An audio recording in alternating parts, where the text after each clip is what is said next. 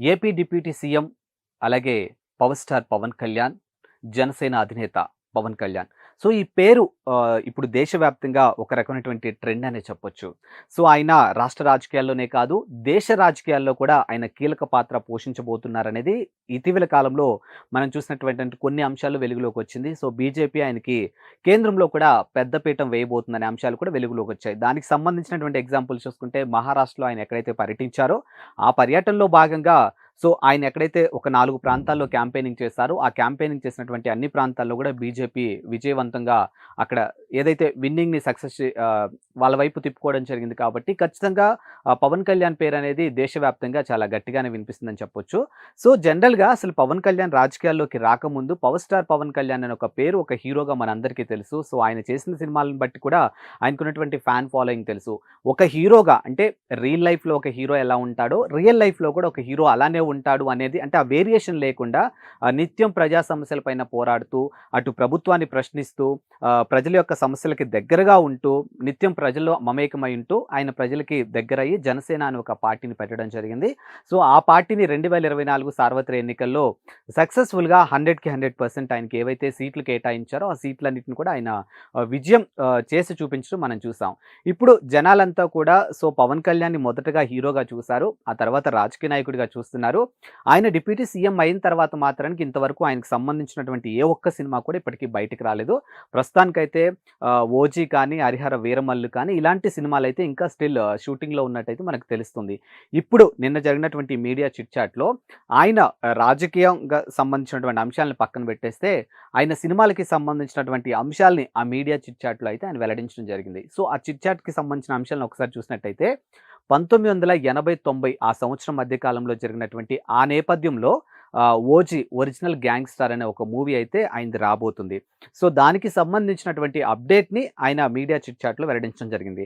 So, ఆయన ఎక్కడికెళ్ళినా కూడా ఫ్యాన్స్ అంతా కూడా అంటే ఆయన పొలిటికల్ వేలో అంటే లైక్ ఆయన రాజకీయంగా లేకపోతే ఒక డిప్యూటీ సీఎం హోదాలో కూడా ప్రజలకి దగ్గరయ్యే పనిలో భాగంగా వెళ్ళినప్పుడు కూడా అక్కడ ఉన్నటువంటి ఆయన ఫ్యాన్స్ అంతా కూడా ఓజీ ఓజీ అని అరుస్తూ ఉంటే ఆయనకి ఒక బెదిరింపుల్లా వినిపిస్తున్నాయంట. అంటే లైక్ ఒక చిన్న ఫన్నీ వేలో చెప్తున్నారనమాట. సో, ఫ్యాన్స్ అంతా కూడా అంటే లిటరల్లీ ఈగర్‌లీ వెయిటింగ్ ఫ్యాన్స్ అంతా కూడా. ఎప్పుడెప్పుడు తమ అభిమాన హీరో సినిమా వస్తదా అనేది ఈగర్‌లీ వెయిటింగ్. అండ్ నేను రైట్ నౌ పవన్ కళ్యాణ్ గారు డిప్యూటీ సీఎం కాబట్టి ఇంకా రెస్పాన్సిబిలిటీ ఇంకా ఎక్కువ ఉందని చెప్పొచ్చు. అండ్ డిప్యూటీ సీఎం అయిన తర్వాత ఒక హీరోగా ఎలా కనిపించబోతారు అనేది ఇప్పుడు చాలామంది ఈగర్‌లీ వెయిట్ చేస్తున్నారు. సో, దానికి సంబంధించినటువంటి లుక్ కూడా రిలీజ్ చేయడం జరిగింది. సో, అందులో పవన్ కళ్యాణ్ ఎంత స్టైలిష్‌గా ఉన్నారో మనం ప్రత్యేకంగా చెప్పాల్సిన అవసరం లేదు. సో, ఇప్పుడు 'ఓజీకి' సంబంధించినటువంటి అప్డేట్‌ని ఆయన వెల్లడించడం జరిగిందనమాట.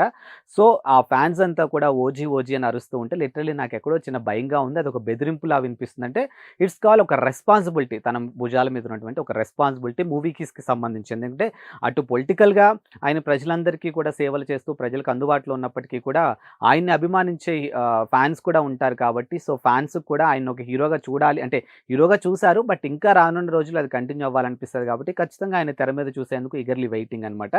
అండ్ నెక్స్ట్ ప్రాజెక్ట్ చూసుకుంటే 'హరిహర వీరమల్లు'. సో, ఈ అప్డేట్‌కి సంబంధించిన అప్డేట్ కూడా ఆయన వెల్లడించడం జరిగింది. సో, ప్రస్తుతానికి నేనైతే అంటే అటు రాజకీయంగా లేపోతే ప్రజలకి సేవ చేస్తూ నా డేట్స్ అన్నిటిని కూడా నేను అడ్జస్ట్ చేసుకుంటూ చిత్ర యూనిట్‌కి అయితే ఖచ్చితంగా నా డేట్స్ అన్ని నేను ఇచ్చాను.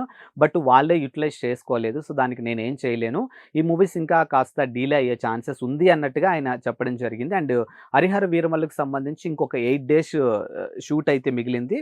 సో, ఆ 8 డేస్ కూడా షూట్ ఫినిష్ చేస్తే మాత్రం కంప్లీట్‌గా ఆయన పార్ట్ ఏదైతే 'హరిహర వీరమల్లు'కి సంబంధించినటువంటి ఆయన పార్ట్ ఉంటుందో సో, ఆ పార్ట్ అంతా కూడా ఫినిష్ అయిపోతుందని చెప్పేసి ఆయన చెప్పినట్టయితే మనకి క్లియర్‌గా అర్థమవుతుందనమాట.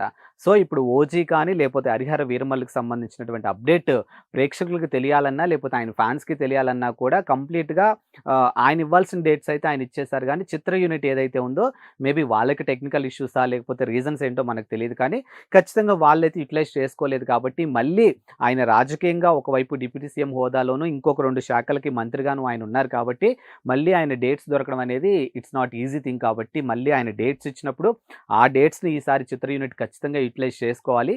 సో, అలా యుటిలైజ్ చేసుకుంటేనే ఫ్యాన్స్ అందరికి కూడా అనుకున్న టైంకైతే ఖచ్చితంగా తెర మీద బొమ్మ పడే ఛాన్సెస్ ఉంది కాబట్టి, చూద్దాం మరి అసలు రానున్న రోజుల్లో ఈ సినిమాలు ఇంకా ఎంత టైం పడతది?